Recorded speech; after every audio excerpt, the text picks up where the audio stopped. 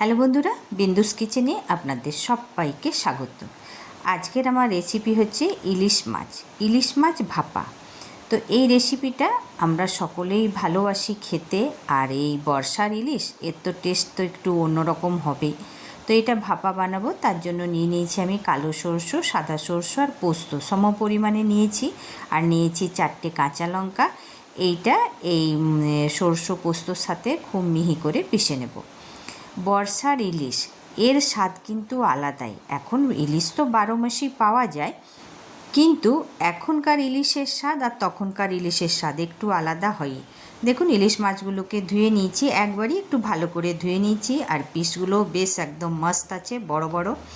এবারে একটা গামলা নিয়েছি, গামলার মধ্যে নিয়ে নিচ্ছি আগে সরষের তেলটা একটু গামলার মধ্যে মাখিয়ে নেব, কেননা ভাপা যখন কোনো গামলার মধ্যে বানাই দেখবেন একটা দাগ হয়, সেই দাগটা কিন্তু হবে না।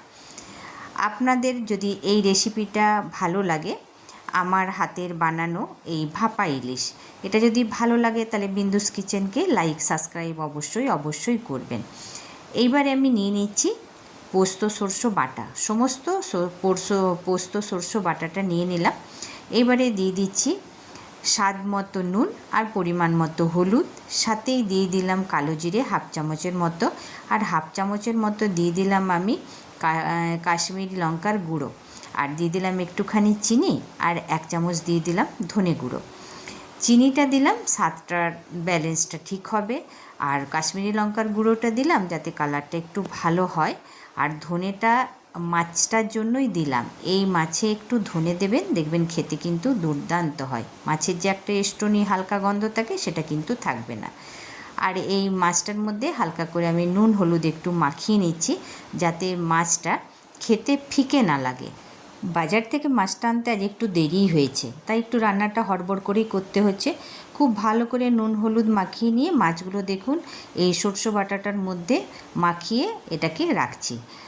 আর পিসগুলো বেশ ভালোই কাটিয়েছে, খুব ভালো, যেরকম মোটা সেরকম সাইজটা খুব ভালোই আছে। এবারে সরষে ওপর থেকে দিয়ে সমস্ত মাছগুলো একরকম করে মাখিয়ে এখন এটাকে রাখলাম। তাহলে বন্ধুরা, আমার এই রেসিপিটা যদি আপনাদের ভালো লাগে তো অবশ্যই কমেন্ট করে জানাবেন যে কে কোথা থেকে দেখছেন। এবারে এর মধ্যে দিয়ে দিচ্ছি আমি চেরা কাঁচা লঙ্কা। এই কাঁচা লঙ্কাটা যখন গরম ভাতের সাথে ডলে খাওয়া হবে না, তখন কিন্তু খেতে দুর্দান্ত লাগবে, আর সাথে এই সরষে বাটার কাই। আর এখন এর মধ্যে দিয়ে দিচ্ছি আমি কাঁচা সরষের তেল একটু বেশি পরিমাণে।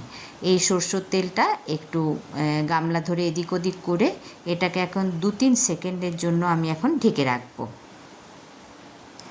মাছটা ভাপে বসাবো, তার জন্য গামলার মধ্যে নিয়ে নিয়েছি আমি জল, আর সাথে দিয়ে দিয়েছি 1 টুকরো লেবুটে দেওয়ার জন্য গামলাটায় কোনো রকম দাগ হবে না। তো আমি আর জলটা ফোটার জন্য অপেক্ষা করছি না, আমি মাছের গামলাটা ধরেই বসিয়ে দিলাম ভাপার জন্য। কেন বললাম না, আজ একটু তাড়াতাড়ি রয়েছে। বাস, এটাকে আমি 30 মিনিটের জন্য ঢেকে এটাকে ভাপতে দেব। 30 মিনিট পর ফিরে আসছি। 30 মিনিট হয়ে গেছে, মাছটাকে নামিয়ে নিয়েছি। দেখুন, এবারে আমি খেতে দেওয়ার জন্য প্লেটে এটাকে সাজিয়ে নিচ্ছি। দেখুন দেখতে কতটা সুন্দর লাগছে, কতটা লোভনীয় লাগছে। তাহলে বন্ধুরা, আমার এই রেসিপিটা অবশ্যই আমার মতো করে একবার বানিয়ে দেখবেন।